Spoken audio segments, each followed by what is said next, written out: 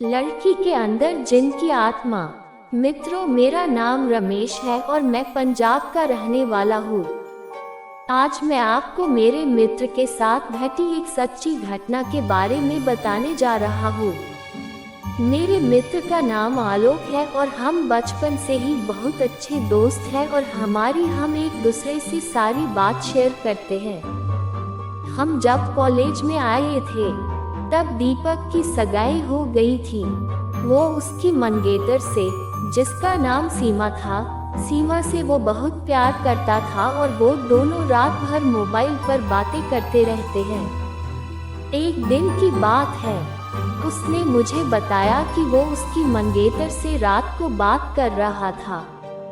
आलोक ने उसकी मंगेतर को मिलने के लिए बोला तो उसकी मंगेतर बदली हुई आवाज में बोली, तू ज्यादा मत बोल वरना तेरे को वही दफन कर दूंगी। आलोक एक बार तो ये सुनकर चौंक गया और फिर सोचा वो शायद मजाक कर रही होंगी। फिर आलोक भी उसको मजाक में बोला, क्या कर लेगी तू मेरा, चल देखते हैं।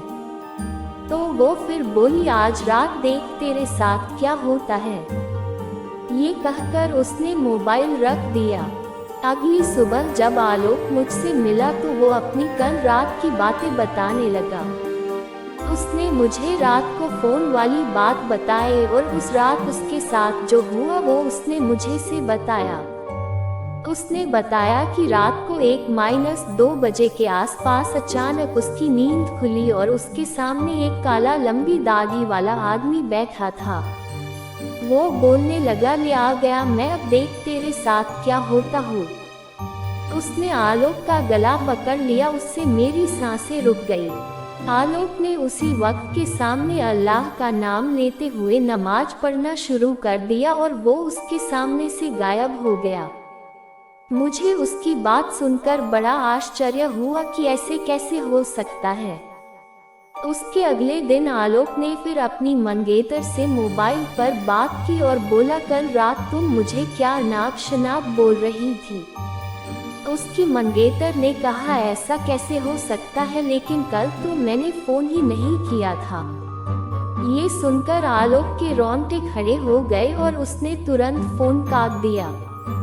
उसी वक्त आलोक ने मुझे फोन किया कि उसकी मंगेतर की तबीयत खराब है और कल उसके घर पर चलना है। अगले दिन हम दोनों तैयार होकर आलोक की मंगेतर के घर गए। वहाँ हमने दरवाजा खटखटाया तो उसकी मंगेतर सामने खड़ी थी और बदली हुई आदमी की आवाज में बोल रही थी कि तू फिर आ गया ना, तूने अगर अंदर कदम रखा तो यहीं पर तेरी अर्थी निकाल दूंगा। आलोक बोला कि ये क्या बोल रही हो तू। आलोक आगे था और जैसे ही उसने घर में कदम रखा, उसकी मंगेतर ने दीवार पर टंगी तस्वीर उतारकर आलोक के सर पर दे मारी। उसके सर से खून बहने लग गया। आलोक के ससुर और सालों ने उसकी मंगेतर को पकड़कर बिठाया। फिर उसके सालों ने आलोक के सर पर पट्टी बांधी। सीमा के दादाजी ने बताया कि सीमा को जिन का साया लग गया है। इस पर आलोक के ससुर ने उन्हें अपना मुंह बंद रखने को कहा। थोड़ी देर रुककर हम वहां से सीधे अस्पताल जाकर ढंग से पट्टी करवाई।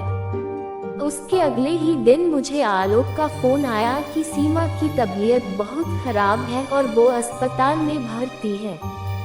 आलोक ने बाइक निकाली और हम दोनों जल्दी अस्पताल पहुंचे। वहां पर पहुंचते ही हमने डॉक्टर से सीमा की हालत पूछी तो उन्होंने बताया कि उसकी हालत बहुत नाजुक है। कौन सी बीमारी है वो पता नहीं चल पा रहा है और उसके घर वालों को डॉक्टर ने आलोक को घर ले जाने को कहा। सभी हैरान थे कि ऐसी क्या बीमारी है जिसका इलाज डॉक्टर के पास भी नहीं है। फिर उसके घर वाले सीमा को घर ले आए। सीमा ने आलोक को बुलाया और कहा कि मैं अब ज्यादा दिन जिंदा नहीं रह पाऊंगी और तुम किसी अच्छी लड़की से शादी कर लेना। ये सुनकर आलोक की आंखों में आंसू आ गए और बोलने लगा कि मैं तुम्हें मरने नहीं दूंगा। फिर सीमा के दादाजी ने उसको एक बाबा के पास ले जाने को कहा। हम उसको बाबा के पास ले गए और बाबा ने बताया कि इसको एक बुरे जिन ने जकड़ लिया है, जिसकी वजह से वो इसके शरीर को नुकसान पहुंचा रहा है। अब बहुत देर हो गई है। बाबा ने बताया कि इसका एक ही इलाज है। यहाँ से 100 किलोमीटर दूर एक दरगाह है, वहाँ इसका इलाज हो सकता है। और बाबा ने बताया कि इसके साथ वही इंसान जाएगा जिसे वो सबसे ज्यादा चाहती है। आलोक ने कहा कि मैं चला जाऊंगा, मुझे बाइक भी चलाने आती है। रात के 2 बजे आलोक और सीमा दोनों बाइक पर निकल पड़े, लेकिन आधे घंटे बाद किसी का फोन आया कि आलोक और सीमा का एक्सीडेंट हो गया है और वे मारे गए हैं। ये सुनकर मेरा रो रो कर बुरा हाल हो गया। मेरा सबसे करीबी दोस्त अब इस दुनिया में नहीं रहा।